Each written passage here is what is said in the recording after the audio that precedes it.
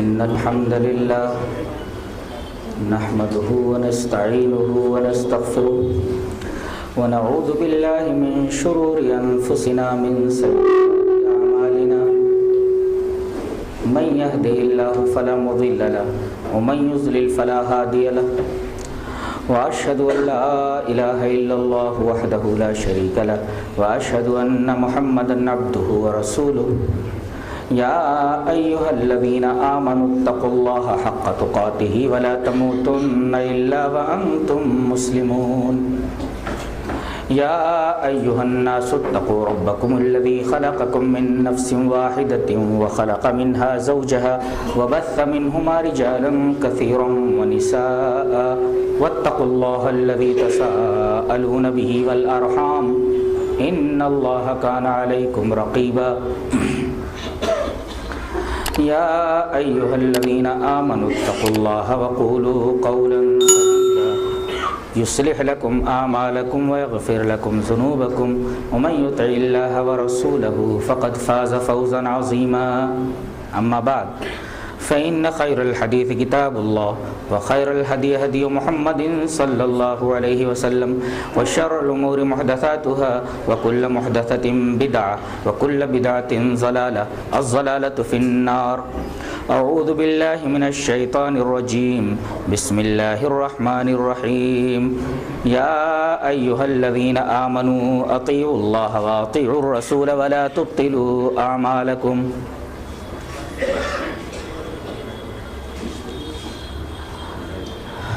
محترم صدر اجلاس، حضرات علماء کرام، محترم بزرگوں، نوجوان بھائیوں، پیارے بچوں، پردہ نشین ماں اور بہنوں، آج اس اجلاس میں میری تقریر کا عنوان ہے تاریخ اہل حدیث، اور میں اپنی گفتگو کی ابتدا مالیگاؤں کے ایک عظیم الشان شاعر اقبال نذیر کے اس شعر سے کر رہا ہوں کہ زمانہ کتنی ہی تبلیغ تیرگی کر لے، زمانہ کتنی ہی تبلیغ تیرگی کر لے، ہم ہی بتائیں گے مفہوم روشنی کیا ہے۔ تو آئیے بلا کسی تمہید کے پہلی روشنی کی طرف آتے ہیں، یعنی قرآن حکیم کی طرف۔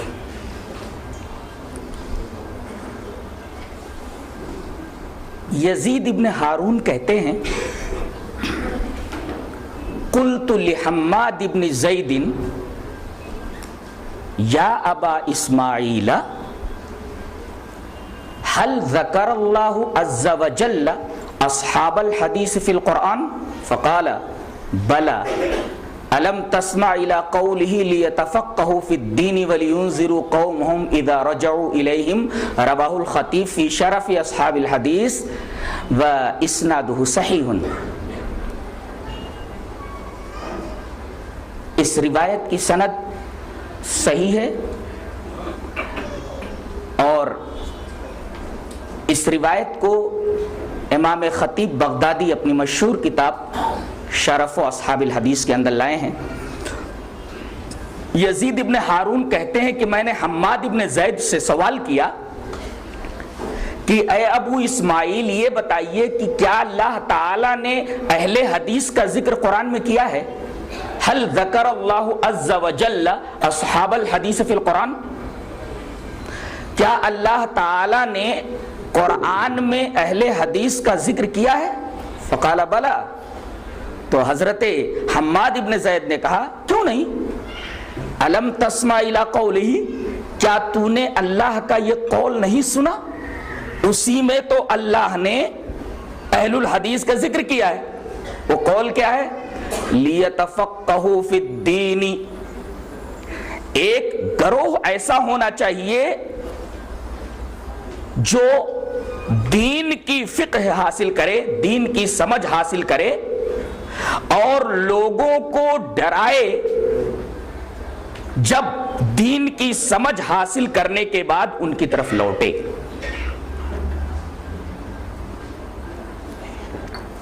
آپ کو سن کر حیرت ہوگی کہ یہاں یہ کہا گیا کہ دین کی فقہ حاصل کرے۔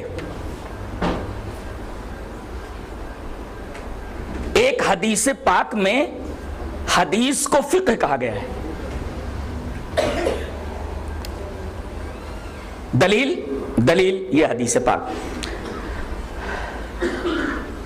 وان زید بن ثابت رضی اللہ تعالی عنہ قال سمعت رسول اللہ صلی اللہ علیہ وسلم یقول نظر اللہ امرأ سمع منا حدیثا فحفظه حتى يبلغه فرب حامل فقه الى من هو افقه منه ورب حامل فقه ليس بفقيه رواہ ابو داؤد فی کتاب العلم۔ حضرت امام ابی داؤد اس حدیث کو ایسے ہی کتاب العلم کے اندر لائے ہیں۔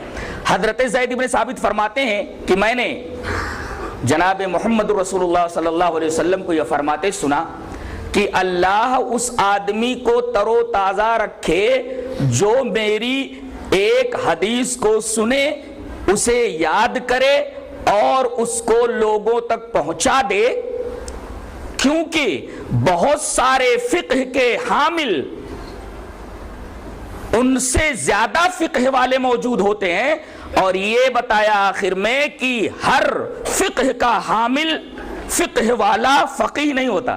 اس حدیث پاک کے اندر لفظ فقہ حدیث کے معنی میں ہے لیتفقہوا فی الدین، وہ دین کی سمجھ حاصل کریں، یعنی احادیث رسول کے اوپر کمانڈ حاصل کریں، اور لوگوں کی طرف جب لوٹیں تو ان کے سامنے جب مسائل حیات پیش کیے جائیں تو قرآن اور احادیث نبویہ کی روشنی میں ان پیش آمدہ مسائل حیات کا حل پیش کریں۔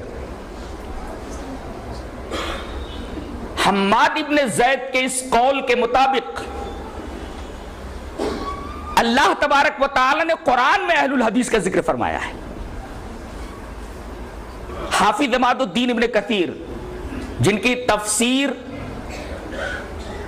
متداول ہے اور ہر خاص و عام ان کی تفسیر ابن کثیر سے واقف ہے، حافظ عماد الدین ابن کثیر نے سورہ بنی اسرائیل جو 15ویں پارے میں ہے اس کی اس آیت یوم ندعو کل اناس بامامہم، جس دن ہم تمام لوگوں کو ان کے امام کے ساتھ بلائیں گے۔ آپ کو یہ معلوم ہونا چاہیے کہ دوزخ میں بھی لوگ جائیں گے تو گروہ در گروہ جائیں گے اور ہر گروہ کا ایک امام ہوگا، اسی طریقے سے جنت میں بھی جائیں گے تو گروہ در گروہ جائیں گے اور اس گروہ کا بھی ایک امام ہوگا۔ اب ہر گروہ کا ایک امام ہوگا، جیسا کہ یہ آیت کریمہ بتا رہی ہے یوم ندعو کل اناس بامامہم، اس دن ہم تمام لوگوں کو ان کے امام کے ساتھ بلائیں گے۔ اس آیت کریمہ کی شرح میں حافظ عماد الدین کثیر رحمہ اللہ لکھتے ہیں فقال بعض السلف هذا اکبر شرف لاصحاب الحدیث لان امامہم النبی صلی اللہ علیہ وسلم، فرمایا کہ بعض سلف نے اس آیت کریمہ کی روشنی میں یہ بتایا ہے، یہ فرمایا ہے کہ اس آیت کریمہ میں اہل حدیثوں کے لیے بہت بڑے مقام کی طرف اشارہ کیا گیا ہے کہ ان کے لیے بہت بڑا شرف ہے، اس لیے کہ ان کے امام اس دن جناب محمد رسول اللہ صلی اللہ علیہ وسلم نے۔ گویا اس دوسری آیت سے بھی پتہ یہ چلا کہ اللہ تبارک و تعالی نے اہل الحدیث کا ذکر قرآن حکیم میں بھی کیا ہے۔ یہ پہلی روشنی تھی۔ اب ہم دوسری روشنی یعنی احادیث نبویہ کی طرف پلٹتے ہیں۔ سلسلے میں پہلی حدیث اس طرح وان عمران ابن حسین رضی اللہ تعالی عنہ قال قال رسول اللہ صلی اللہ علیہ وسلم لا تزال طائفة من امتی یقاتلون علی الحق حتى تقوم الساعة قال یزید بن ہارون ان لم یکونوا اصحاب الحدیث فلا ادری من هم رواہ الخطیب فی شرف اصحاب الحدیث وقال هذا حدیث صحیح موقوفا، گویا کہ یہ حدیث موقوف ہے مگر صحیح ہے، اور اس روایت کے راوی حضرت عمران بن حسین ہیں۔ حضرت عمران بن حسین فرماتے ہیں کہ جناب محمد رسول اللہ صلی اللہ علیہ وسلم نے ارشاد فرمایا کہ میری امت کا ایک گروہ برابر حق کے اوپر جمع رہے گا، اور حق کے خلاف جو بھی باطل فرقہ سر اٹھائے گا اس کی سرکوبی کے لیے یہ کھڑے ہو جائیں گے،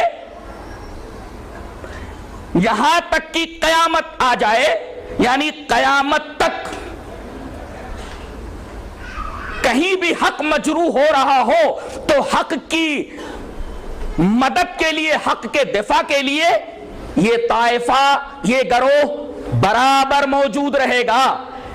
میری امت کا یہ گروہ، اس کی تشریح کرتے ہوئے قال یزید بن ہارون، یزید بن ہارون طائفۃ من امتی کی تشریح کرتے ہوئے کہتے ہیں کہ لم یکونوا اصحاب الحدیث فلا ادری من هم، اگر اس طائفہ سے، اس گروہ سے مراد اگر اہل الحدیث نہیں ہے تو فلا ادری من هم، تو میں نہیں جانتا کہ وہ کون لوگ ہیں۔ یہ حدیث پاک بھی بتا رہی ہے کہ اللہ تبارک و تعالی نے اپنے رسول کے ذریعے اہل الحدیث کی وضاحت فرما دی ہے، ان کی علامتیں بتلا دی ہیں، ان کا وظیفہ بتا دیا ہے، ان کا کام بتا دیا ہے۔ یہ پہلی حدیث تھی جو حضرت عمران ابن حسین رضی اللہ تعالیٰ عنہ سے مروی ہے۔ دوسری حدیث وان سعید ابن یعقوب الطائی او غیرہ قال ذکر ابن المبارک حدیث النبی صلی اللہ علیہ وسلم لا تزال طائفۃ من امتی ظاہرین علی الحق لا یضرهم من ناواهم حتى تقوم الساعة قال ابن المبارك هم عندي اصحاب الحدیث رواہ الخطیب فی شرف اصحاب الحدیث وقال هذا حدیث صحیح، یہ حدیث صحیح ہے۔ حضرت سعید ابن یعقوب تائی کہتے ہیں کہ ابن المبارک نے نبی کریم صلی اللہ علیہ وسلم کی یہ حدیث ذکر کی۔ ذکر ابن المبارک حدیث النبی صلی اللہ علیہ وسلم، نبی کریم صلی اللہ علیہ وسلم کی یہ حدیث ابن المبارک نے ذکر کی۔ کون سی؟ لا تزال طائفۃ من امتی ظاہرین علی الحق، کہ میری امت کا ایک گروہ ہوگا جو ہمیشہ حق کی مدد کرتا رہے گا، اور لا یضرهم من ناواہم، ناوا یناوی مناوات کا مطلب مخالفت کرنا، مخالفت کرنے والوں کی مخالفت ان کو کوئی ضرر نہیں پہنچا سکتی، کوئی تکلیف نہیں پہنچا سکتی، یہاں تک کہ قیامت آ جائے۔ قیامت تک لوگ ان کی مخالفت کرتے رہیں گے اور مخالفین کی مخالفت ان کو کوئی نقصان نہیں پہنچا سکتی۔ اس حدیث کو بیان کرنے کے بعد ابن المبارک کہتے ہیں قال ابن المبارک، ابن المبارک کہتے ہیں ہم عندی اصحاب الحدیث، میرے نزدیک یہ طائفۃ من امتی، میری امت کا ایک گروہ، یہ کون ہے؟ میرے نزدیک اصحاب الحدیث ہیں۔ گویا کہ اس دوسری حدیث کے اندر بھی اشارہ ملا اصحاب الحدیث کا، اہل الحدیث کا۔ تیسری حدیث اس طرح وان معاویہ بن قرۃ عن ابیہ رضی اللہ تعالی عنہ قال قال رسول اللہ صلی اللہ علیہ وسلم اذا فسد اہل الشام فلا خیر لکم لا تزال طائفۃ من امتی منصورین لا یضرهم من خذلهم حتى تقوم الساعة قال محمد بن اسماعیل قال علی بن المدینی هم اصحاب الحدیث رواہ الترمذی فی کتاب الفتن۔ حضرت امام ترمذی رحمہ اللہ کتاب الفتن کے اندر، ترمذی شریف کے اندر اس روایت کو اسی طریقے سے لائے ہیں، اور راوی جیسا کہ معلوم ہوا حضرت معاویہ ابن قرہ ہیں۔ حضرت معاویہ ابن قرہ اپنے باپ سے روایت کرتے ہیں، وہ رضی اللہ تعالیٰ عنہ، وہ فرماتے ہیں کہ جناب محمد رسول اللہ صلی اللہ علیہ وسلم نے ارشاد فرمایا جب شام کے لوگوں کے اندر فساد آ جائے تو تمہارے لیے کوئی بھلائی کی بات نہیں ہے، تمہارے لیے خیر نہیں، اور میری امت کا ایک گروہ برابر رہے گا، منصورین برابر رہے گا اور منصور رہے گا۔ منصور کا مطلب اللہ کی طرف سے اس کی مدد ہوتی رہے گی، اور لا یضرهم من خذلهم، ان کو رسوا کرنے والے کبھی بھی اپنے مقصد میں کامیاب نہیں ہو سکتے, ان کو تکلیف نہیں پہنچا سکتے. حتی تقوم الساعہ, یہ جنگ قیامت تک جاری رہے گی, اور مخالفین ان کو رسوا کرنے کی کوشش کریں گے, ان کو برا بھلا کہیں گے, ان کو تکلیف پہنچانے کی ہر ممکن کوشش کریں گے, لیکن اللہ ان کی حفاظت کرے گا یہاں تک کہ قیامت آ جائے. اللہ تبارک و تعالی قیامت تک اس طائفہ کی حفاظت کرے گا.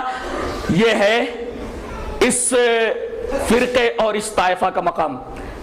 اب یہ طائفۃ من امتی, حضرت امام بخاری رحمت اللہ علیہ اپنے استاذ امام علی ابن مدینی کا حوالہ دیتے ہوئے کہتے ہیں, قال محمد ابن اسماعیل, حضرت امام بخاری یہ فرماتے ہیں کہ میرے استاذ علی ابن مدینی نے یہ فرمایا کہ طائفۃ من امتی سے مراد اصحاب الحدیث ہیں, ہم اصحاب الحدیث. لوگ ترمذی پڑھتے اور پڑھاتے ہیں, کیا ان کے سامنے سے یہ روایت نہیں گزرتی؟ یہ روایت تو کتاب الفتن میں موجود ہے کہ قال محمد ابن اسماعیل, گویا کہ حضرت امام بخاری رحمت اللہ علیہ کا بھی یہی خیال ہے کہ طائفۃ من امتی سے مراد اصحاب الحدیث ہیں, اور وہ اپنے استاد کا حوالہ دیتے ہیں علی بن مدینی کا, گویا کہ ان کے استاد کا بھی وہی خیال ہے کہ طائفۃ من امتی سے مراد اہل الحدیث ہیں. قال محمد بن اسماعیل قال علی بن المدینی ہم اصحاب الحدیث. یہ کہاں ہے روایت؟ یہ ترمذی کتاب الفتن کے اندر ہے. آئیے اب یہ جان لیں کہ اس فرقے کی, اس طائفہ کی, اس جماعت کی, اس گروہ کی پہچان کیا ہے. چلیے پہچان کے لیے ایک حدیث پاک, جیسے کوئی بچہ گم ہو جائے تو کسی کو ملتا ہے تو اعلان کرواتا ہے کہ ایک بچہ جس کی عمر 10 سال ہے, کالی شرٹ پہنے ہوئے ہے, کالی پینٹ پہنے ہوئے ہے, گورا رنگ ہے, اور یہ بول نہیں پا رہا ہے, اپنا پتہ نہیں بتا پا رہا ہے, جن کا یہ بچہ ہو براہ کرم فلاں مقام سے اس بچے کو حاصل کر لیں. علامتیں دیکھ کر کے لوگ وہاں تک پہنچ جاتے ہیں اور اس بچے کو پہچان کر کے اپنے گھر لے جاتے ہیں. نبی کریم صلی اللہ علیہ وسلم نے اس گروہ کی جو پہچان بتائی ہے, آئیے ان احادیث کو دیکھیں جن کے اندر طائفۃ من امتی کی علامتیں, سائنس جو بتلائی گئی ہیں وہ دیکھ لیں, کیا یہ علامتیں اس گروہ کے اوپر, جماعت کے اوپر فٹ ہوتی ہیں کہ نہیں. پہلی حدیث اس طرح, وان عبداللہ ابن عمرو رضی اللہ تعالیٰ عنہ قال قال رسول اللہ صلی اللہ علیہ وسلم لیاتین علی امتی ما اتى بنی اسرائیل حذو النال بالنال حتى ان كان منهم من اتى امه علانیۃ لكان في امتی من يصنع ذلك وان بنی اسرائیل تفرقت على 72 ملة وتفترق امتي على 73 ملة كلهم في النار الا ملة واحدة قالوا من هي يا رسول الله قال ما انا علی واصحابی. رواہ الترمذی فی کتاب الایمان. حضرت امام ترمذی اس حدیث پاک کو ایسے کتاب الایمان کا ڈالا ہے, اور جیسا کہ معلوم ہوا راوی حضرت عبداللہ ابن عمر رضی اللہ تعالیٰ عنہ ہے. حضرت عبداللہ ابن عمر فرماتے ہیں کہ رسول اللہ صلی اللہ علیہ وسلم نے ارشاد فرمایا کہ میری امت کے اوپر وہی کچھ آنے والا ہے جو بنی اسرائیل کے اوپر آ چکا ہے. اسی طریقے سے جیسے جوتے کا ایک تلا دوسرے تلے کے برابر ہوتا ہے, اور بنی اسرائیل 72 فرقوں میں بٹ گئے, میری امت ان کے کاندھے پر لات رکھ کر کے 73 فرقوں میں بٹ جائے گی. سارے فرقے جہنمی ہوں گے, کلہم فی النار الا ملۃ واحدہ, ایک فرقہ ناجیہ ہوگا. صحابہ کرام نے پوچھا کہ اے اللہ کے رسول, 73 فرقوں میں بٹ جانے والی آپ کی یہ امت جن میں 72 لوگ جہنمی ہوں گے, وہ فرقہ بتائیے جو جنتی ہوگا, وہ فرقہ جو فرقہ ناجیہ ہے جس کے بارے میں آپ فرما رہے کہ وہی جنت کے اندر جائے گا, اس کی علامت بتائیے. نبی کریم صلی اللہ علیہ وسلم نے علامت بتاتے ہوئے, سائن بتاتے ہوئے یہ فرمایا ما انا علیہ واصحابی, جس پر میں ہوں, ظاہر ہے کہ جس پر میں ہوں اسی کے اوپر میرے صحابہ ہیں. اب سوال یہ ہے کہ نبی کریم صلی اللہ علیہ وسلم کس پر تھے؟ ما انا علیہ, جس کے اوپر میں ہوں اسی کے اوپر صحابہ. تو جس کے اوپر میں ہوں, اب ہم قرآن حکیم سے پوچھتے ہیں کہ قرآن حکیم تو بتا کہ جس کے اوپر تو اترا, اللہ نے تجھے جس کے اوپر اتارا وہ کس پر تھا؟ مانا علیہ, کس پر تھا؟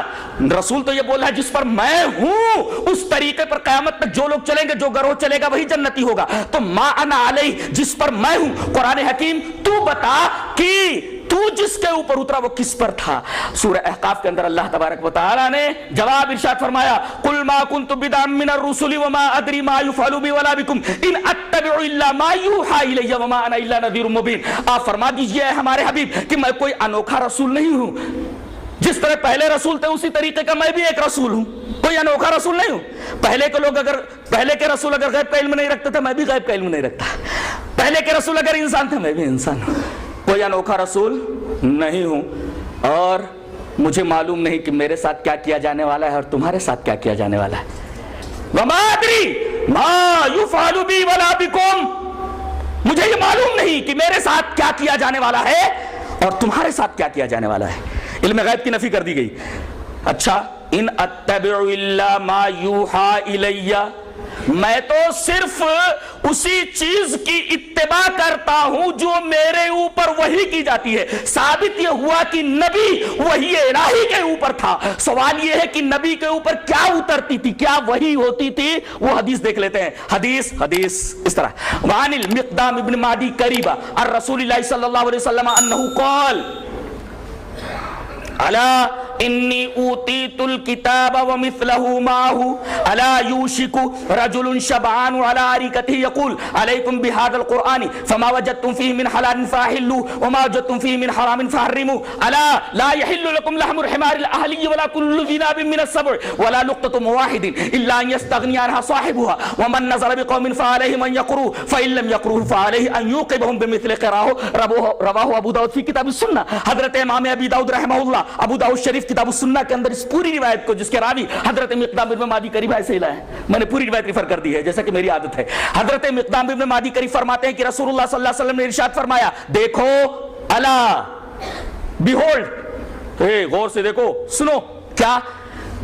انی اوتیت الکتاب ومثلہ معہ، بے شک مجھے کتاب یعنی قرآن دیا گیا ہے، ومثلہ، اور اسی کے مثل، اسی کے ساتھ ایک اور چیز دی گئی ہے۔ پتہ یہ چلا کہ نبی کریم صلی اللہ علیہ وسلم کو صرف قرآن نہیں دیا گیا، صرف کتاب نہیں دی گئی، بلکہ اسی کے مثل، اسی کے ساتھ ایک چیز دی گئی، اسی کا مثل ہے۔ پتہ یہ چلا کہ اگرچہ قرآن حکیم فضیلت میں اور تلاوت میں حدیث سے مقدم ہے، مگر استنباط میں اور احتجاج میں صحیح حدیث قرآن حکیم کے برابر ہے، صحیح حدیث قرآن حکیم کے مثل ہے۔ الا انی اوتیت الکتاب ومثلہ معہ، گویا کہ صحیح حدیث کا انکار گویا کہ قرآن حکیم کا انکار ہے۔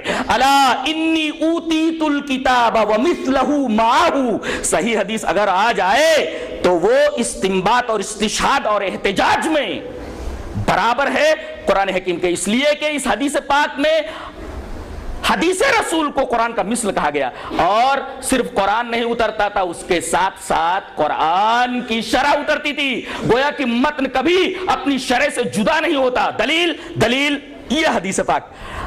ابھی اسی حدیث پر رکے رہیے، دلیل کے لیے دوسری حدیث دیکھ لیتے ہیں، اس کے بعد اس حدیث پر آتے ہیں۔ حدیث اس طرح، وعن ابی ہریرہ رضی اللہ تعالی عنہ قال قال رسول اللہ صلی اللہ علیہ وسلم انی قد ترکت فیکم شیئین لن تضلوا بعدہما کتاب اللہ وسنتی ولن یتفرقا حتی یرد علی الحوض، رواہ الحاکم فی المستدرک فی کتاب العلم۔ حضرت امام حاکم رحمہ اللہ اپنی حدیث کی کتاب مستدرک علی الصحیحین میں کتاب العلم کے اندر یہ روایت انہی لفظوں میں لائے، میں نے پوری روایت ریفر کر دی ہے۔ حضرت ابو ہریرہ اس روایت کے راوی ہیں۔ حضرت ابو ہریرہ فرماتے ہیں کہ نبی کریم صلی اللہ علیہ وسلم نے ارشاد فرمایا، بے شک میں نے تمہارے درمیان دو چیزیں چھوڑ دی ہیں، ان دونوں کے بعد تم کبھی گمراہ نہیں ہوگے، کہ اللہ کی کتاب دوسرے میری سنت۔ اس سے استدلال نہیں کرنا ہے، آخری ٹکڑے سے، وَلَن يَتَفَرَّقَا، فرق کس کو بولتے ہیں؟ مانگ کو۔ اب دیکھیں یہ بال ملے ہوئے ہیں، یہ بال ملے ہوئے ہیں، برابر ہے؟ اب کیا ہے، بیچ سے اس کو مانگ نکال دیتے ہیں ایسے، کچھ بال ادھر ہو گئے، کچھ بال ادھر ہو گئے، یہ ہوگا فرق۔ مانگ کو کہتے ہیں فرق، یعنی ملی ہوئی چیز کے درمیان ایک خط فاصل کھینچ دینے کو فرق کہتے ہیں۔ وَلَن يَتَفَرَّقَا، دونوں کے اندر فرق ہو ہی نہیں سکتا، دونوں جدا ہی نہیں ہو سکتے، خط فاصل کھینچا ہی نہیں جا سکتا، یہاں تک کہ دونوں میرے پاس حوض کے اوپر آ جائیں۔ وَلَن يَتَفَرَّقَا، فرق ہو ہی نہیں سکتا، دونوں ملے ہوئے ہیں، انٹر ڈیپینڈنٹ ہے، دوسرے ایک دوسرے کے لیے لازم و ملزوم ہے، ایک دوسرے سے جدا نہیں ہو سکتے۔ اب نبی کریم صلی اللہ علیہ وسلم نے ارشاد فرمایا، مجھے کتاب دی گئی اور اسی کے ساتھ ایک اور چیز دی گئی، سنت اور حدیث، اور آپ نے فرمایا خبردار، ایک زمانہ ایسا آئے گا کہ ایک پیٹ بھرا آدمی اپنی چھپر کھٹ کے اوپر تکیہ لگائے ہوئے، گاؤں تکیے کے اوپر ٹیک لگائے ہوئے بولے گا کہ حدیث کی کوئی ضرورت نہیں ہے، تمہارے لیے قرآن کافی ہے، علیکم بہذا القرآن، یہ قرآن کافی ہے۔ فما وجدتم فیہ من حلال فاحلوا، اس کے اندر جو حلال پاؤ اسے حلال سمجھو، وما وجدتم فیہ من حرام فحرموا، اس کے اندر جو حرام پاؤ اسے حرام سمجھ لو، بس تمہیں احادیث نبویہ کی ضرورت نہیں ہے۔ رسول اللہ صلی اللہ علیہ وسلم نے استشہاد کرتے ہوئے فرمایا الا لا یحل لکم لحم الحمار الاہلی، پالتو گدھے کا گوشت تمہارے لیے حلال نہیں ہے۔ یہ استشہاد ہے کہ قرآن حکیم از اول تا آخر پڑھ جاؤ، وہاں گدھے کی حرمت منصوص نہیں ہے۔ اس کا مطلب یہ ہوا کہ گدھے کی حلت اور حرمت کو سمجھنے کے لیے احادیث نبویہ کی طرف پلٹنا ضروری ہے۔ یہ استشہاد نبی کا الا لا یحل لکم لحم الحمار الاہلی ولا کل ذی ناب من السبع، اور ہر وہ جانور جس کے دانت پوائنٹڈ ہوں اور جس کو ہم کچلیوں والے دانت کہتے ہیں۔ اب کوئی یہ سوال کرے کہ حدیث سے ثابت کیجئے کہ چوہا کھانا حلال ہے یا حرام؟ حرام ہے، اس لیے کہ اس کے دانت کچلیوں والے ہوتے ہیں۔ بلی کھانا حلال یا حرام؟ حرام ہے، اس لیے کہ دانت کچلیوں والے۔ کتا کھانا حلال یا حرام؟ حرام، اس لیے کہ دانت کچلیوں۔ شیر کھانا حلال یا حرام؟ حرام، اس لیے کہ دانت کچلیوں کے۔ استدلال کرتے چلے جائیے، ایک کلی مسئلہ بتا دیا گیا، جزئیات کا استنباط کرتے چلے جائیے، اور اسی کا نام استخراج ہے، that is called deduction، یعنی کلیات سے جزئیات کا استخراج کرنا۔ الا لا یحل لکم لحم الحمار الاہلی ولا کل ذی ناب من السبع۔ استدلال اس حدیث پاک سے اتنا ہی کرنا ہے کہ اللہ کے رسول صلی اللہ علیہ وسلم کو صرف کتاب نہیں دی گئی، قرآن نہیں دیا گیا، بلکہ اس کے ساتھ حدیث دی گئی۔ اب دیکھیے ان اتبع الا ما یوحى الی، دو چیزیں دی گئیں، قرآن اور حدیث، اور میں وحی کی اتباع کرتا ہوں جو میرے اوپر وحی ہوتی ہے۔ اس کا مطلب قرآن بذریعہ وحی، حدیث بذریعہ وحی۔ ان اتبع الا ما یوحى الی، میں کس پر ہوں؟ میں وحی پر ہوں۔ بالفاظ دیگر میں قرآن اور حدیث کے اوپر ہوں، اس لیے کہ دونوں کی دونوں منزل من اللہ ہیں۔ وما انا الا نذیر مبین، میں تو ایک کھلا ہوا ڈرانے والا ہوں۔ اللہ ثابت ہوا ان اتبع الا ما یوحى الی، ما انا علی، یعنی میں قرآن و حدیث کا متبع ہوں، اس لیے کہ دونوں منزل من اللہ، دونوں وحی ہیں۔ الا ما یوحى الی،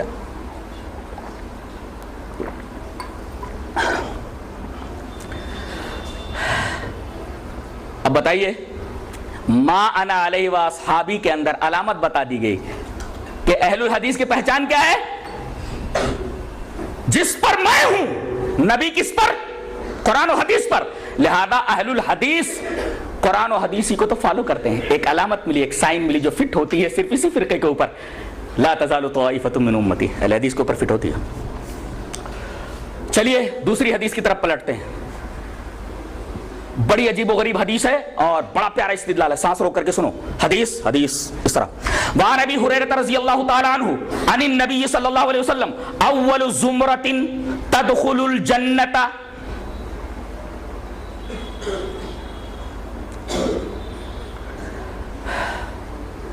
علی صورۃ القمر لیلۃ البدر والذین علی آثارہم كأحسن كوكب دري في السماء إضاءة قلوبهم على قلب رجل واحد لا تباغض بينهم ولا تحاسد لكل امرئ زوجتان من الحور العين يرى مخسوقهن من وراء العظم واللحم، رواہ البخاری فی کتاب بدء الخلق۔ حضرت امام بخاری رحمہ اللہ اس حدیث پاک کو ایسے کتاب بدء الخلق کے اندر لائے، راوی جیسا کہ معلوم ہوا حضرت ابو ہریرہ رضی اللہ تعالیٰ عنہ۔ بہت غور سے سنیے اس حدیث پاک سے استدلال دیکھیے۔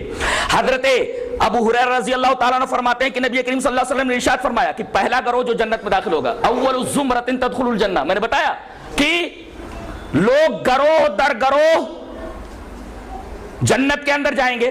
ہٹاؤ اس کو، لڑکے کو ہٹاؤ یہاں سے۔ اول زمرۃ تدخل الجنہ، پہلا گروہ جو جنت میں داخل ہوگا، اس کا مطلب لوگ گروہ در گروہ جنت میں داخل ہوں گے اور ان کا ایک امام ہوگا۔ تو اول زمرۃ تدخل الجنہ، پہلا گروہ جو جنت میں داخل ہوگا، کیفیت کیا ہوگی؟ بتایا گیا علی صورۃ القمر لیلۃ البدر،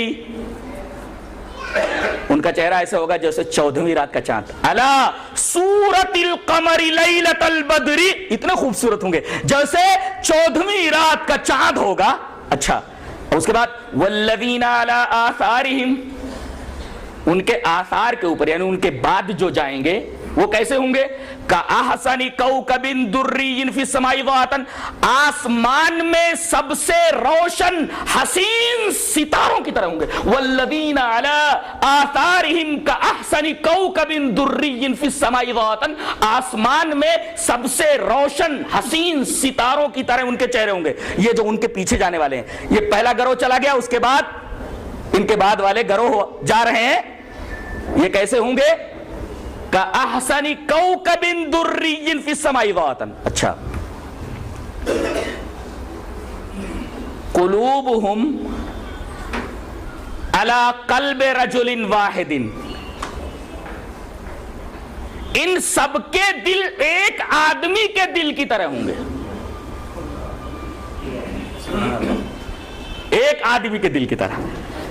اب بتایا گیا کہ ہر ایک آدمی کو 2 بیویاں ملیں گی حور عین میں سے.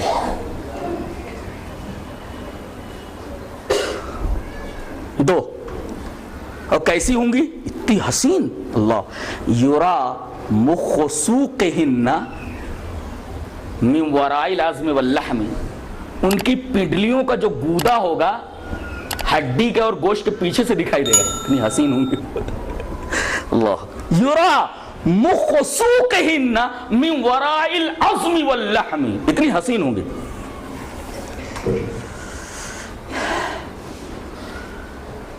لوگ معمولی صورت کی لڑکیوں کے لیے اپنے آپ کو ہلاک کر لیتے ہیں، جان خطرے میں ڈال دیتے ہیں. ارے جان خطرے میں ڈالو تو ایسی عورتوں کے لیے ڈالو. یرا مخ سوقہن من وراء العظم واللحم، جن کی پڈلیوں کا گودا مخ سوقہن من وراء العظم واللحم، ہڈی اور گوشت کے پیچھے سے دکھائی دے. اتنی حسین ہوں گے. استدلال یہ کرنا ہے کہ پہلا گروہ جو جنت کے اندر جائے گا ان کے دل ایک آدمی کے دل کی طرح ہوں گے. اسی سے استدلال کرنا ہے مجھے. اب بتائیے جتنے اہل الحدیث ہیں سب کا دل ایک ہی آدمی کے دل کی طرح ہے کہ نہیں؟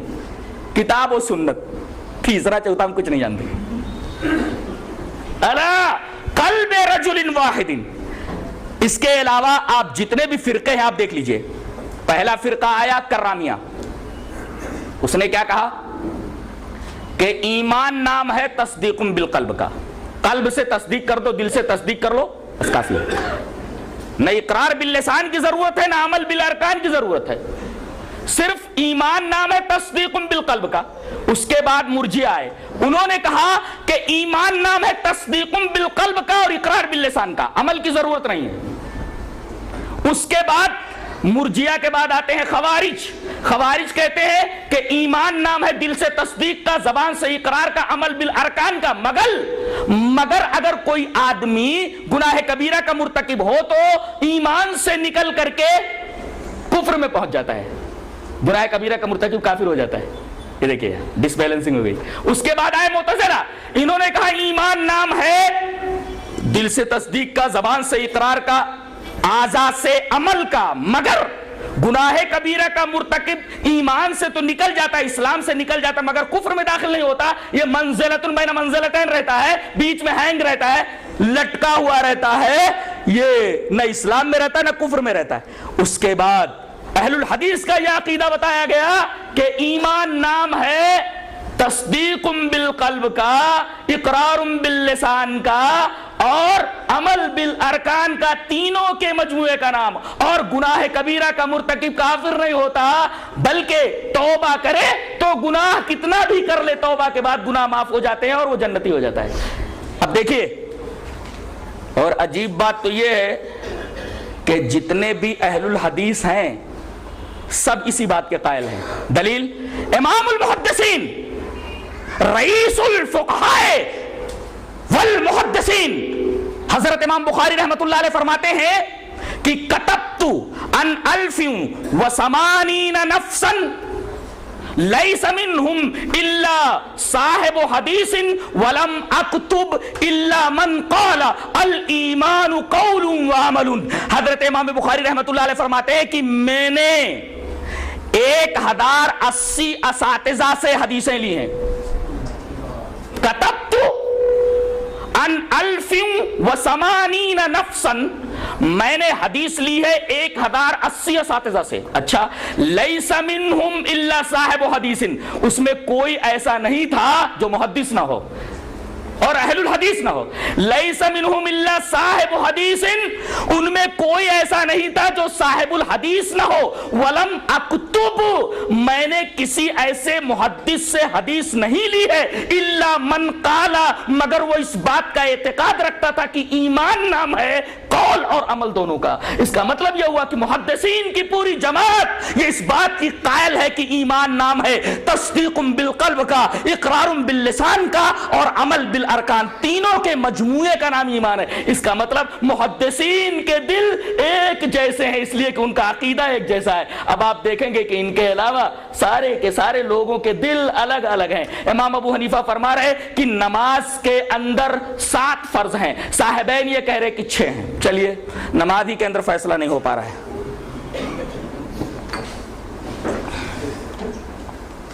ثابت یہ ہوا کہ اس حدیث پاک سے قلوبہم علی قلب رجل واحد سے مراد اہل الحدیث ہیں,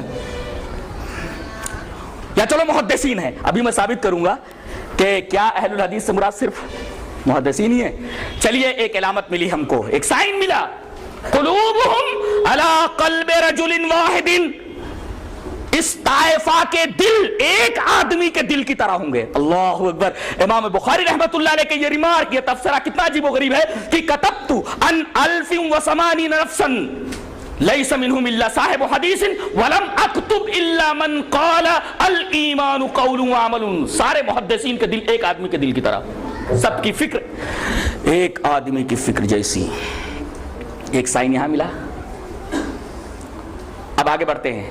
یہ حدیث پاک جسے میں اب بیان کرنے والا ہوں, جس کے اندر صاف صاف وہ سائنس اور علامتیں بتا دی گئی ہیں جو پوری اہل الحدیث پر فٹ ہوتی ہیں. حدیث اس طرح, وعن ثوبان رضی اللہ تعالی عنہ ان رسول اللہ صلی اللہ علیہ وسلم قال لا يزال طائفة من امتی علی الحق منصورین لا يضرهم من خالفهم حتى یأتی امر اللہ عز وجل. رواہ ابن ماجہ فی کتاب المقدمہ فی باب اتباع سنت رسول اللہ صلی اللہ علیہ وسلم. حضرت امام ابن ماجہ رحمہ اللہ کتاب المقدمہ کے اندر باب اتباع سنت رسول اللہ صلی اللہ علیہ وسلم کے اندر یہ حدیث لائے. راوی جیسا کہ معلوم ہوا حضرت ثوبان رضی اللہ تعالیٰ عنہ ہے. حضرت ثوبان فرماتے ہیں کہ نبی کریم صلی اللہ علیہ وسلم نے ارشاد فرمایا کہ لا تزالو, گنتے جاؤ, برابر رہے گی, برابر رہے گی, یعنی دنیا کبھی ان سے خالی نہیں ہوگی.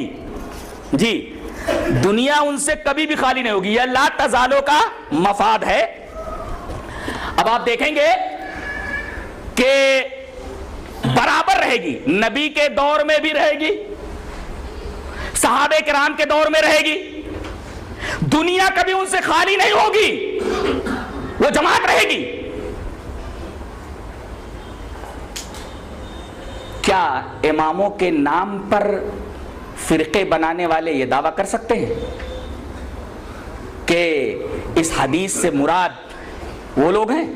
امام ابو حنیفہ رحمت اللہ علیہ پیدا ہوتے ہیں سن 80 کے اندر, انتقال ہوتا ہے 150 کے اندر. حضرت امام شافعی رحمت اللہ علیہ پیدا ہوتے ہیں 150 کے اندر اور انتقال ہوتا ہے 204 کے اندر.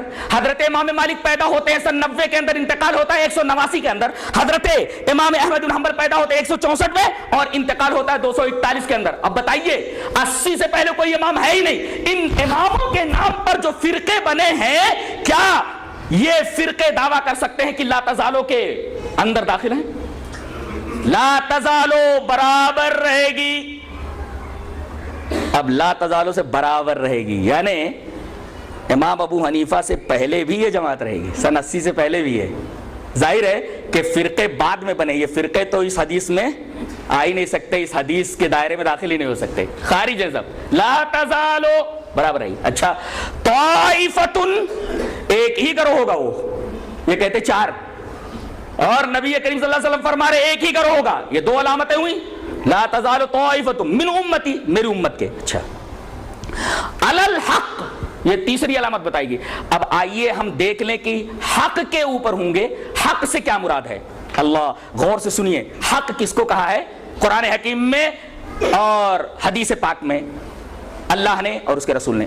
آیت کریمہ دیکھیے, الذین کفروا وصدوا عن سبیل اللہ اضل اعمالهم والذین آمنوا وعملوا الصالحات وآمنوا بما نزل علی محمد وهو الحق من ربهم کفر عنهم سیئاتهم واصلح بالهم.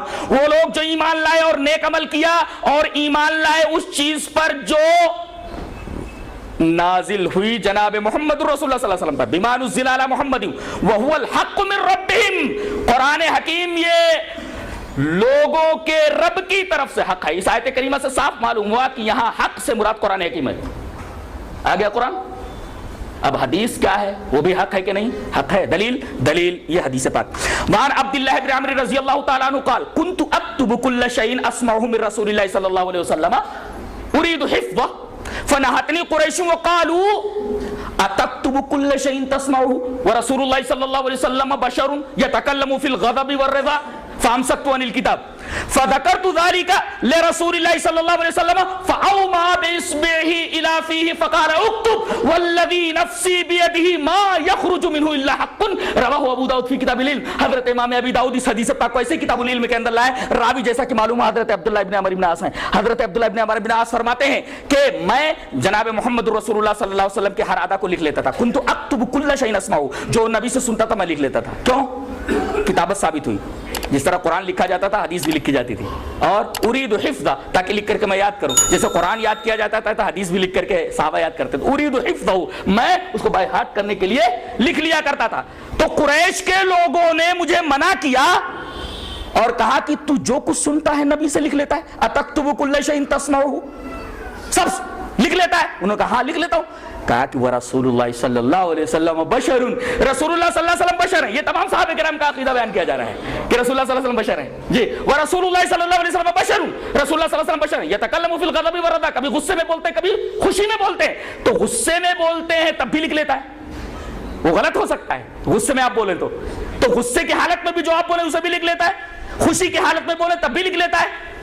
کیوں ایسا کرتا ہے؟ فامسکت عن الکتاب، کہتے ہیں کہ میں کتابت سے رک گیا، حدیث لکھنا بند کر دیا، لیکن میرے دل میں یہ بات کھٹک رہی تھی۔ میں نبی کریم صلی اللہ علیہ وسلم کے پاس آیا، فذکرت ذلک لرسول اللہ صلی اللہ علیہ وسلم، میں نے جناب محمد رسول اللہ صلی اللہ علیہ وسلم سے اس بات کا ذکر کیا کہ اے اللہ کے رسول، آپ سے جو کچھ میں سنتا تھا اس کو لکھ لیا کرتا تھا، لیکن قریش کے لوگوں نے مجھے منع کیا کہ آپ بشر ہیں، آپ کبھی غصے میں بات کرتے ہیں اور کبھی خوشی میں بات کرتے ہیں، تو ہو سکتا ہے کہ غصے کی حالت میں آپ کچھ غلط بول جائیں۔ نبی کریم صلی اللہ علیہ وسلم نے اپنی انگلی سے، اپنی انگشت مبارک سے اپنے ہونٹوں کی طرف اشارہ فرمایا، فأومى بإصبعه إلى فيه، آپ صلی اللہ علیہ وسلم نے اپنی انگشت مبارک سے اپنی انگلی سے اپنے منہ کی طرف اشارہ فرمایا، فقال اکتب، اے عبداللہ ابن عمرو بن عاص لکھتا جا، والذی نفسی بیدی، قسم اس ذات کی جس کے ہاتھ میں میری جان ہے، ما یخرج منہ الا حق، اس منہ سے جو کچھ نکلتا ہے سب حق ہی نکلتا ہے، چاہے غصے میں بولوں چاہے خوشی میں بولوں۔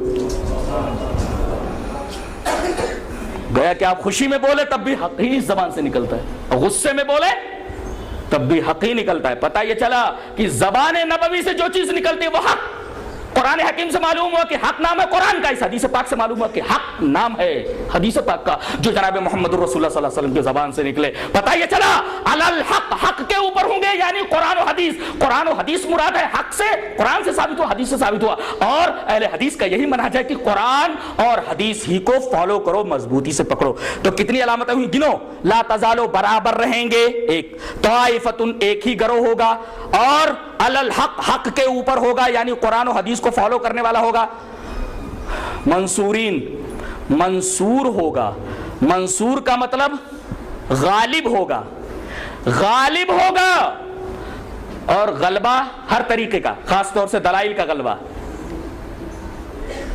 دلائل کا غلبہ، اور غلبہ اس طریقے سے کہ مسلمانوں کو پریشانی سے، تکلیف سے نجات دے دے ہوئے۔ مثلا غور سے سنیے، ایک مسئلہ آیا، سعودی عرب کے علماء کے سامنے ایک مسئلہ درپیش ہوا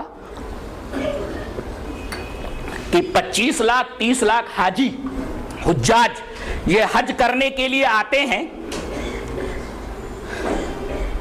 شیطان کو کنکری مارنے کے لیے رمی جمار کرتے وقت بہت تکلیف ہوتی ہے، کچھ لوگ گر پڑتے مر جاتے ہیں، تکلیف ہو جاتی ہے، تو ایسا کیا جائے کہ چند فلورز بنا دیے جائیں، first floor, second floor, third floor, کچھ نیچے سے رمی جمار کریں، کچھ فرسٹ فلور سے، کچھ سیکنڈ فلور سے، کچھ تھرڈ فلور سے، کچھ اور فورتھ فلور وغیرہ سے۔ تو کیا یہ فلور بنانا جائز ہے رمی جمار کے لیے؟ میں نام ہے سعودی علماء نے فتویٰ دیا کہ یہ جائز نہیں ہے، درست نہیں ہے۔ مسلمان مشکل میں ہیں، سعودی علماء نے فتویٰ دے دیا کہ جائز نہیں ہے، اللہ رحم فرمائے علامہ ابن باز کے اوپر انہوں نے کہا جائز ہے. تمام علماء سعودیہ پریشان حیران, انہوں نے دلیل مانگی. حضرت عبداللہ ابن باز رحمہ اللہ نے دلیل دی. وہ دلیل جو ان کے سامنے تھی میں پیش کر دیتا ہوں ان کی طرف سے. عن ابن جریج قال اخبرني ابو الزبير انه سمع جابرا يقول رايت النبي صلى الله عليه وسلم يرمي على راحلته يوم النحر ويقول لتاخذوا مناسككم فاني لا ادري لعلي لا احج بعد حجتي هذه. رواہ مسلم فی کتاب الحج. حضرت امام مسلم رحمہ اللہ اس حدیث کو ایسے کتاب الحج کے اندر لائے. راوی حضرت جابر ہے. حضرت ابن جریج فرماتے ہیں کہ انہوں نے حضرت جابر کو یہ فرماتے سنا کہ میں نے جناب محمد الرسول اللہ صلی اللہ علیہ وسلم کو حج کے دوران, آپ نے زندگی میں صرف ایک حج کیا ہے. نبی نے کتنے حج کیے؟ ایک حج, فرسٹ اینڈ لاسٹ. اور عمرے کتنے کیے؟ 4. زندگی میں آپ نے 4 عمرے کیے ہیں اور ایک ہی حج کیا ہے. یہ حج جو آپ کر رہے ہیں اور جس حج کا حوالہ حضرت جابر دے رہے ہیں یہ فرسٹ اینڈ لاسٹ ہے, یہی پہلا بھی ہے یہ آخر بھی ہے. حضرت جابر فرما رہے رأیت النبی صلی اللہ علیہ وسلم یرمی علی راحلتہ یوم النحر, میں نے جناب محمد الرسول اللہ صلی اللہ علیہ وسلم کو حج کے دوران دیکھا کہ آپ رمی جمار کر رہے ہیں, شیطان کو کنکری مار رہے ہیں اس حال میں کہ آپ اپنی اونٹنی کے اوپر سوار ہیں. استدلال, اونٹنی کے اوپر سوار ہیں. رأیت النبی صلی اللہ علیہ وسلم یرمی علی راحلتہ, تو کوئی آدمی اگر نیچے سے رمی جمار کرے جائز ہے, سواری کے اوپر سے کرے جائز ہے. اب اوپر ہیں آپ, فلور بنا دیا جائے جائز ہے, 2 فلور بنا دیا جائے جائز ہے, 3 فلور بنا دیا جائے جائز ہے. رأیت النبی صلی اللہ علیہ وسلم یرمی علی راحلتہ یوم النحر, میں نے جناب محمد رسول اللہ صلی اللہ علیہ وسلم کو دیکھا کہ آپ اپنے حج میں رمی جمار کر رہے ہیں اپنی اونٹنی کے اوپر. علی راحلتہ یوم النحر, یوم نحر کے اندر. تو اہل حدیث علماء یہ امت کی روح ہے, امت کی جان ہے, اور جب تک ایک اہل حدیث زندہ ہے تب تک قیامت نہیں آئے گی الحمدللہ. اب دیکھیں لا تزالو برابر رہیں گے, یہ بات فٹ ہوتی ہے صرف اہل الحدیث پر. دوسرے طائفتن ایک گروہ ہوگا انہی پر فٹ ہوتا ہے. علی الحق, حق قرآن و حدیث اس کو فالو کر رہے ہیں. منصورین دلائل کے اعتبار سے بھی غالب, امت کو پریشانیوں سے نکال دیں. اور مناظرہ ہو تو مخالف کا ناطقہ بند کر دیں. دلائل کے اعتبار سے بھی منصور. اور ایک گلی میں کوئی اہل حدیث ہو چند دنوں کے اندر دیکھا جاتا ہے کہ پوری جماعت بن گئی ہے, یہ منصور نہیں تو اور کیا, یہ کسی اور جماعت کے اوپر فٹ ہوتا ہی نہیں. لا یضرهم من خالفهم, مخالفت برابر ہوتی رہے گی. کیا کیا نہیں کیا گیا ہے. انگریزوں کے زمانے میں تو ان کے ساتھ وہ کچھ کیا گیا ہے کہ جس پر انسانیت شرمسار ہو جائے, اور کیا ہے اپنوں نے. پہلے تو مقلدین نے اپنی زیر انتظام مساجد میں سے ان کو باہر نکال دیا, اس وجہ سے کہ یہ رفع الیدین کرتے تھے, اس وجہ سے کہ یہ زور سے آمین کہتے تھے, اس وجہ سے کہ یہ سینے پر ہاتھ باندھتے تھے. انہوں نے اہل حدیثوں کو اپنی مسجدوں سے نکال دیا. اس کے بعد ان کو معلوم ہوا کہ انگریزوں کے خلاف جو لڑ رہے ہیں ان میں پیش اہل الحدیث ہیں. انہوں نے وہابی کا لقب دے کر کے ان کو بدنام کرنا شروع کیا کہ انگریزی حکومت کے خلاف یہ وہابی لوگ ہیں. وہابیوں سے مراد کون؟ اہل الحدیث. لہذا جو رفع الیدین کرتے ہوئے دیکھا جاتا, زور سے آمین کہتا ہوا سنا جاتا, سینے پر ہاتھ باندھے ہوئے دیکھا جاتا, اس کو فوراً اٹھا لیا جاتا. ہزاروں لاکھوں اہل حدیثوں کے مکانات کے اوپر بلڈوزر چلا دیے گئے, ان کی جائیدادیں ضبط کر لی گئی, تختہ دار پر ان کو لٹکا دیا گیا, ان کی مشکیں کس کر کے گرم گرم لوہوں سے ان کو داغ دیا گیا، بہت سارے لوگوں کو کالے پانی کی سزا ہوئی۔ مولانا احمد اللہ صادق پوری رحمت اللہ علیہ مدفون ہے انڈمان، جزیرہ انڈمان کے اندر مدفون ہے، اہل حدیث عالم ہے مولانا احمد اللہ صادق پوری۔ یہ ولایت علی صادق پوری کون ہے؟ اہل الحدیث ہیں۔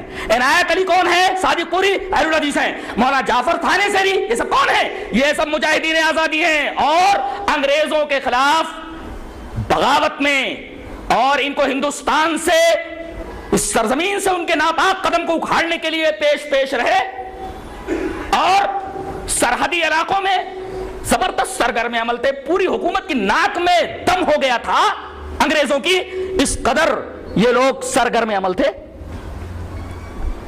لہذا ان کو وہابی کہہ کر کے بدنام کیا گیا۔ جہاں ان کو رفع الیدین کرتے ہوئے دیکھا جاتا، پکڑ لیا جاتا، جائیدادیں قرق کرا لی جاتی۔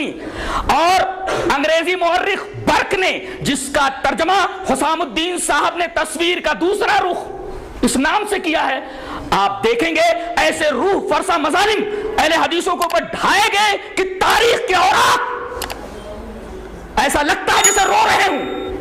اس نے لکھا کہ 150 وہابیوں کو کھڑا کر کے جب ان کو گولی مار کر کے ہلاک کر دیا گیا تو ایک بوڑھا انگریز سپاہی غش کھا کر گر پڑا۔ 44 وہابیوں کو پکڑ کر کے لاہور لایا گیا اور توپ کی نال میں باندھ کر کے توپ سے ان کو اڑا دیا گیا۔ میں پوچھتا ہوں کہ اگر فتنہ پروری سے کچھ وقت بچتا ہو تو ہندوستان کی تاریخ آزادی کے اوپر نظر ڈال لو کہ اہل حدیثوں نے کتنا خون بہایا ہے اس دیش کے لیے اور انگریزوں کو یہاں سے بھگانے کے لیے۔ یہ سب کچھ ان کے ساتھ کیا جا رہا تھا۔ محمد حسین بٹالوی رحمت اللہ علیہ ایک اہل حدیث عالم، انہوں نے دیکھا کہ اس طریقے سے اگر پکڑ دھکل جاری رہی تو کوئی بھی اہل حدیث ہندوستان میں زندہ نہیں بچے گا۔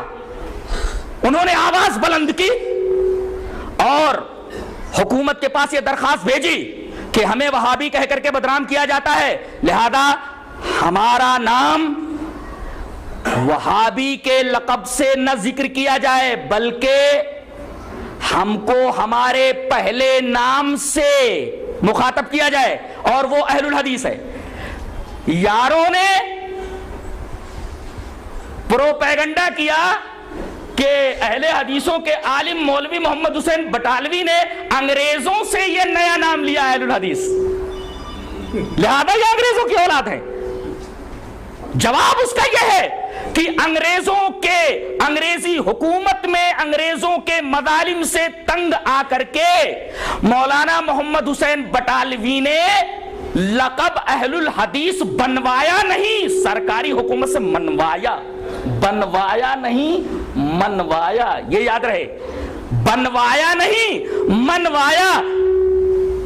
مطلب یہ نہیں تھا درخواست کا کہ ہمیں یہ وہابی لفظ پسند نہیں ہے لہذا وہابی لفظ چھوڑ کر کے کوئی دوسرا نام اہل الحدیث الاٹمنٹ کر دیا جائے، بلکہ 1886 کے اندر جو درخواست گئی ہے مولانا محمد حسین بٹالوی کی، یہ درخواست ہے جو اس بات کا ثبوت ہے کہ درخواست دینے والے اپنے آپ کو پہلے سے اہل الحدیث کہتے تھے اور ان کو پہلے ہی سے اہل الحدیث پکارا جاتا تھا، لہذا یہ کہنا کہ انہوں نے یہ نام خیرات میں انگریزوں سے لیا ہے یہ در حقیقت تاریخ کے ساتھ ناانصافی ہے اور تاریخ کے ساتھ ایک بہت بڑا مذاق ہے۔ ہمارا پہلے سے نام اہل الحدیث ہے۔ یہ سوال کیا جاتا ہے کہ اہل الحدیث سے مراد محدثین ہیں، آپ لوگ اس سے مراد نہیں ہیں۔ جواب اس کا یہ ہے کہ محدث ایک ٹرم ہے، ایک اصطلاح ہے جس کا مطلب ہوتا ہے عالم بالحدیث۔ اہل الحدیث کا مطلب ہوتا ہے حدیث والے، تو محدث جو ٹرم ہے اس کا مطلب تو ہے عالم بالحدیث، اس کا جاننے والا۔ لیکن اہل الحدیث کے اندر عالم بالحدیث اور عامل بالحدیث دونوں داخل ہیں۔ اس کا مطلب ہے کہ محدث اور اہل الحدیث کے درمیان منطق کی نسب اربع میں سے ایک نسبت عموم خصوص مطلق ہے کہ ہر محدث اہل الحدیث ہے، مگر ہر اہل الحدیث محدث نہیں ہے۔ محدث جو ٹرم ہے اس کا مطلب ہے عالم بالحدیث، اور اہل الحدیث کا مطلب ہوتا ہے عالم بالحدیث اور عامل بالحدیث، حدیث کا جاننے والا بھی اور حدیث کے اوپر عمل کرنے والا بھی۔ یہ میں نہیں کہہ رہا،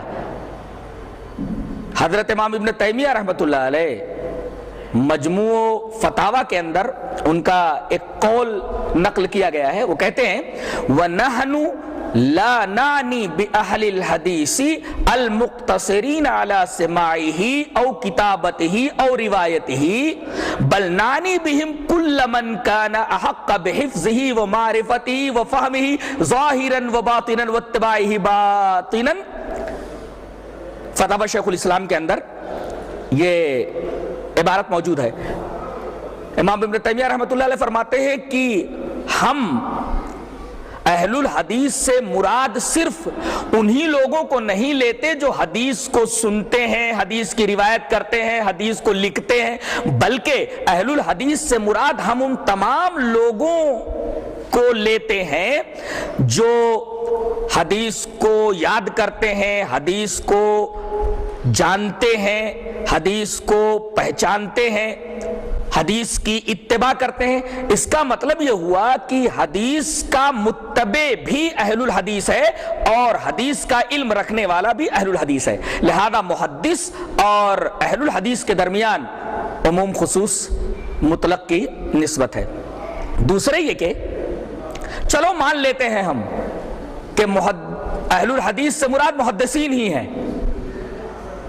لیکن جان لیجئے کہ ہم لوگ انہی محدثین کی جن کو کہہ رہے ہیں کہ محدثین ہی کو اہل الحدیث کہا جاتا ہے، اور اہل الحدیث جب بولا جاتا ہے تو محدثین ہی مراد ہوتے ہیں، ٹھیک ہے ہم مان لیتے ہیں کہ اہل الحدیث سے مراد محدثین ہی ہیں، لیکن ہم لوگ اپنے آپ کو اہل الحدیث اس وجہ سے کہتے ہیں کہ ہم محدثین ہی کے منہج کے پیروکار ہیں، اور ہم حدیث کو اسی طریقے سے سمجھتے ہیں، حدیث کی اتباع اسی طریقے سے کرتے ہیں جس طریقے سے محدثین کرتے ہیں، تو ہم اس معاملے میں محدثین ہی کے منہج کے پیروکار ہیں۔ ظاہر ہے کہ اللہ تبارک و تعالیٰ کی سنت ایک ہی چیز کے بارے میں دو نہیں ہو سکتی کہ محدث کے بارے میں الگ سنت ہو اور محدثین کے منہج پر چلنے والوں کے لیے الگ سنت ہو، اس لیے کہ یہ بات قرآن حکیم سے ثابت ہے۔ اللہ تبارک و تعالیٰ نے ارشاد فرمایا والسابقون الاولون من المہاجرین والانصار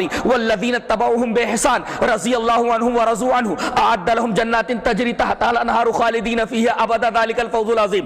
انصار میں کے اور مہاجرین میں کے جو سابقون الاولون ہیں وہ، اور پھر ان کی اتباع کرنے والے اخلاص کے ساتھ، دونوں کے لیے حکم لگایا گیا کہ اللہ ان سے راضی ہو گیا، وہ اللہ سے راضی ہو گئے۔ اس کا مطلب یہ ہوا کہ اصل اور ان کی اتباع کرنے والے دونوں کے بارے میں اللہ تعالیٰ نے رضی اللہ عنہ ورضوا عنہ کا، اس کا مطلب یہ ہوا کہ اصل اور اس کے تابع دونوں کے لیے اللہ کی سنت یہ ہے کہ ایک ہی حکم دونوں کے اوپر لگایا جائے۔ لہذا آپ کے کہنے کے مطابق اہل الحدیث سے مراد اگر محدثین ہی ہیں چلو مان لیتے ہیں، لیکن ہم اپنے آپ کو اہل الحدیث اس وجہ سے کہتے ہیں کہ ہم محدثین ہی کے منہج کے پیروکار ہیں، لہذا ان کے لیے اللہ کی جو سنت ہے ہم چونکہ اتباع کرتے ہیں، ہمارے لیے بھی قرآن حکیم کی اس آیت کی روح سے وہی سنت جاری ہوگی جو محدثین کے لیے ہے، اس لیے کہ اللہ کی سنت اس بارے میں دو نہیں ہو سکتی، ایک ہی ہے۔ اور ویسے بھی اللہ کے رسول صلی اللہ علیہ وسلم کی ایک حدیث کو پیش نظر رکھے تو بات اور واضح ہو جاتی ہے۔ حدیث اس طرح وعن ابی ہریرہ رضی اللہ تعالی عنہ قال قال رسول اللہ صلی اللہ علیہ وسلم ان اللہ لا ينظر الى صورکم واموالکم ولكن ينظر الى قلوبکم واعمالکم رواہ مسلم فی کتاب البر والصلۃ والآداب۔ حضرت امام مسلم رحمۃ اللہ علیہ اس حدیث پاک کو ایسے کتاب البر والصلۃ والآداب کے اندر لائے، راوی حضرت ابو ہریرہ رضی اللہ تعالی عنہ۔ حضرت ابو ہریرہ فرماتے ہیں کہ جناب محمد رسول اللہ صلی اللہ علیہ وسلم نے ارشاد فرمایا کہ بے شک اللہ تبارک و تعالی تمہاری صورتوں کو نہیں دیکھتا، تمہارے مالوں کو نہیں دیکھتا، بلکہ تمہارے دلوں کو دیکھتا ہے اور تمہارے عملوں کو دیکھتا ہے۔ تو اس آیت کریمہ کی روشنی میں اور اس حدیث رسول کی روشنی میں یہ بات بالکل واضح ہو جاتی ہے کہ اصل اور متبع دونوں کا حکم ایک ہی ہوتا ہے. لہذا اس اعتبار سے ہمارا اپنے آپ کو اہل الحدیث کہنا بالکل صحیح ہے. اچھا ایک نکتہ بتا رہا ہوں, اگر سانس روک کر کے سنو سمجھ میں آ جائے تو بہت ساری چیزیں سمجھ میں آ جائے گی. سوال قائم کرتا ہوں کہ اہل حدیث فرقہ کب بنا؟ سوال سمجھ میں آیا؟ ارے بھائی چپ رہو, بولو کیا, یہ سننے کے لیے آئے ہیں کہ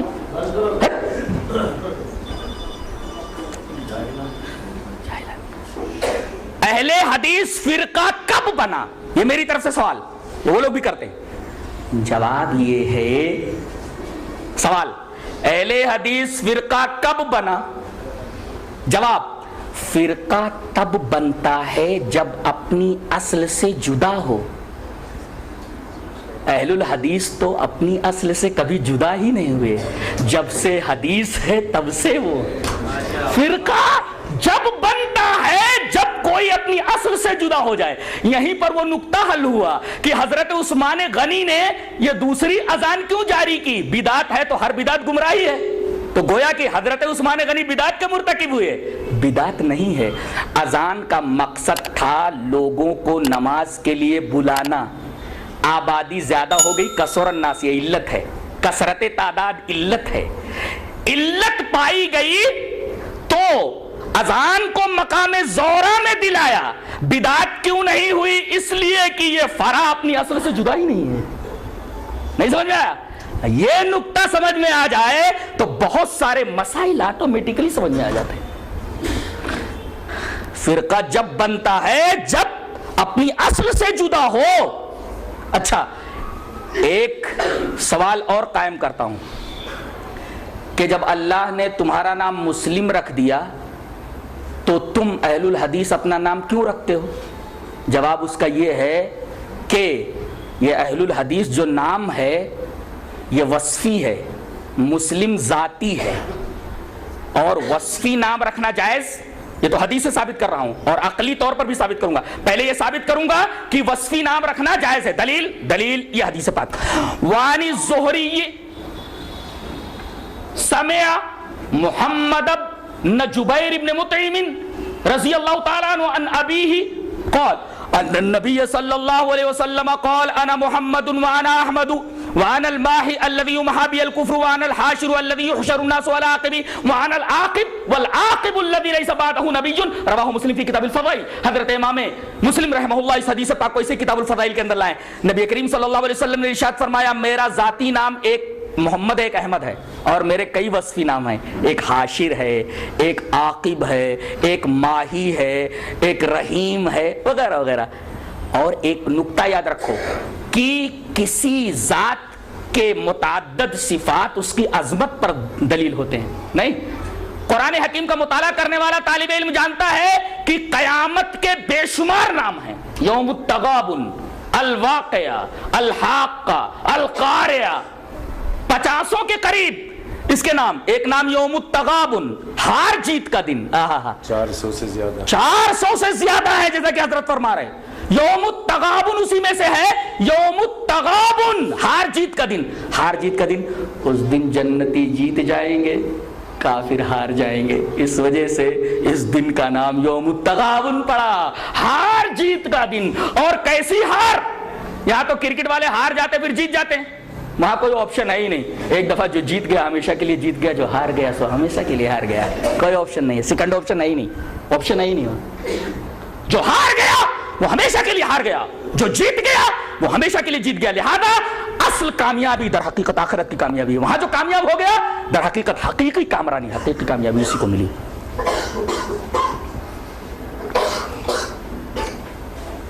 تو کسی چیز کے متعدد نام, متعدد اسما, اس کی متعدد صفات اس چیز کی, اس ذات کی عظمت کی دلیل ہوتے ہیں.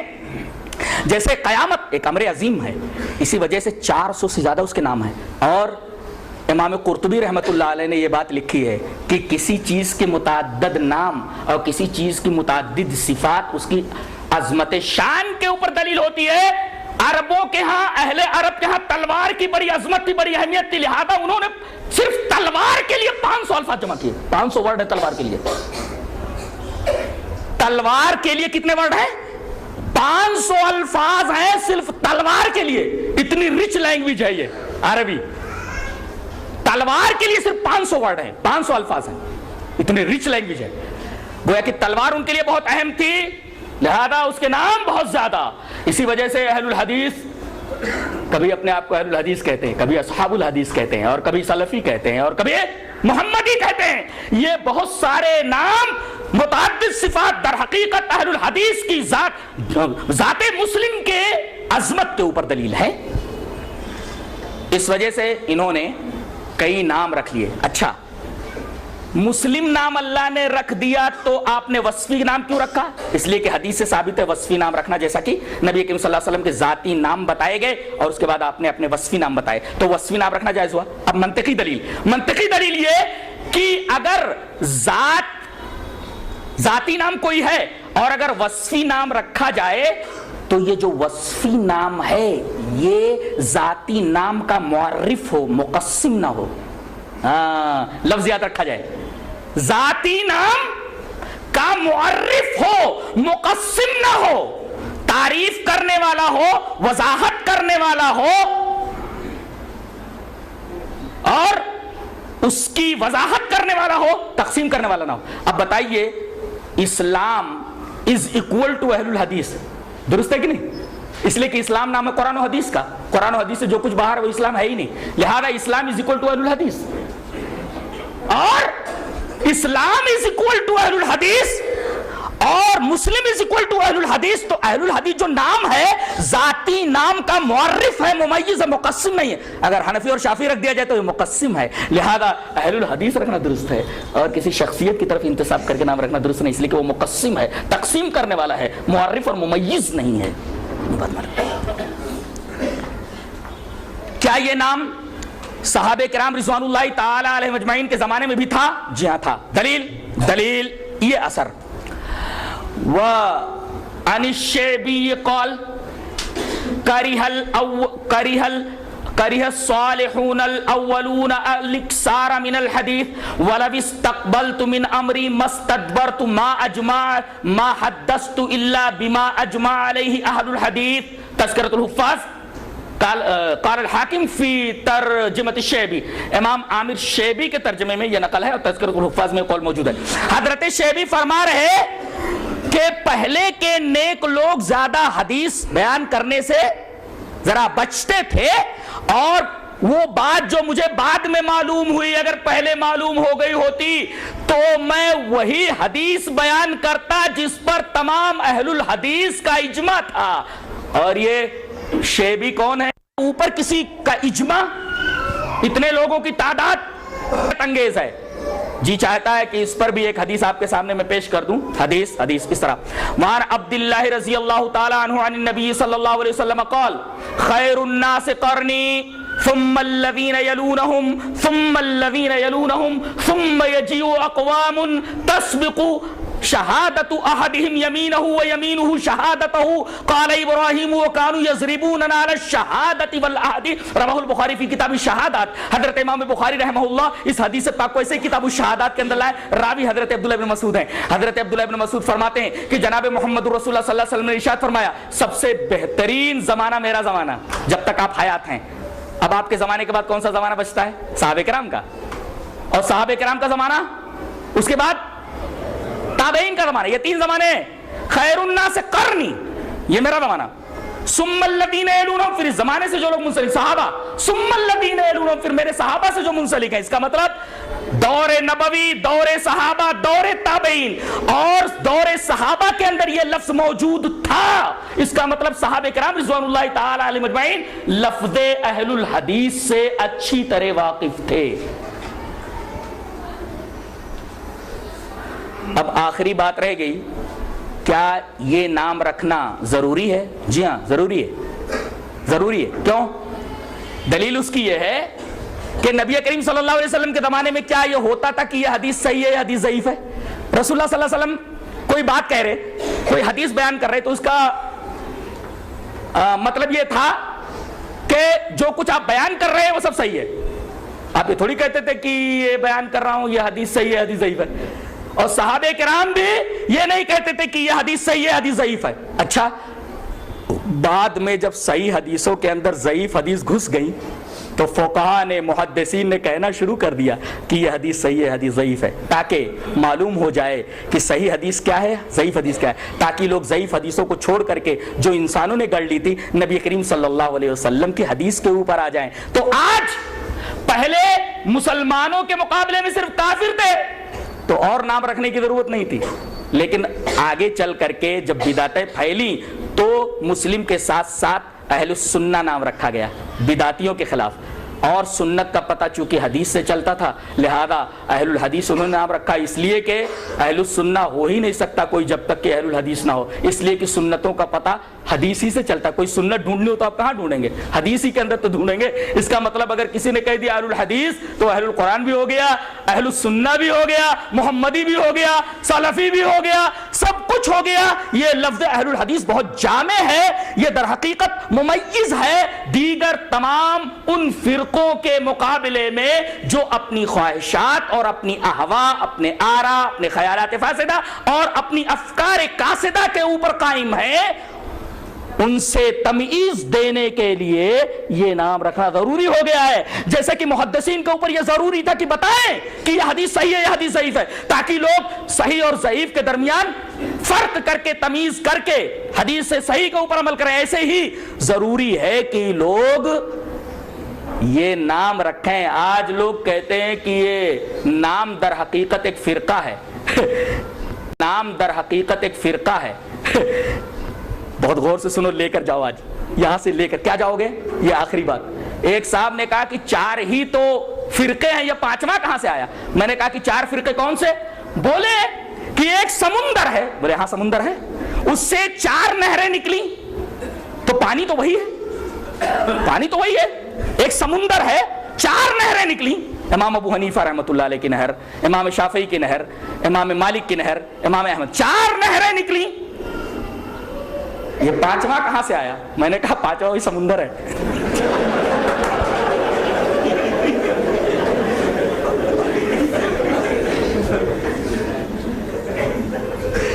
پانچواں کہاں سے آیا؟ 4 نہریں نکلی، 5واں کہاں سے آیا ہے؟ میں نے کہا سمندر ہی تو ہے، وہی اصل ہے، وہی اہل حدیث ہے. اچھا یہ 4 تو وہی پانی ہے. بولے پانی تو صحیح تھا. میں نے کہا لیکن آگے چل کے بارشیں ہوئیں اور بڑی گندگیاں آ گئیں سب اس کے اندر. اب اگر صحیح پانی اور صاف و شفاف پانی پینا تو سمندر کی طرف رجوع کرنا ضروری ہے. اب وہ آیت کریمہ پڑھ لو، تقریر کا اختتام. یا ایھا الذین آمنوا اطیعوا اللہ واطیعوا الرسول واولی الامر منکم فان تنازعتم فی شیء فردوہ الی اللہ. اگر پانی گدلا ہو جائے تو گدلے پانی کو چھوڑ دیا جاتا ہے، ڈائریکٹ کنویں کی طرف اصل کی طرف رجوع کیا جاتا ہے. وہی مطلب ہے فَإِن تَنَازَعْتُمْ فِي شَيْءٍ فَرُدُّوهُ إِلَى اللَّهِ وَالرَّسُولِ. اللہ تبارک و تعالی ہمیں نیک عمل اور اچھی سمجھ کی توفیق عطا فرمائے. وآخر دعوانا الحمدللہ.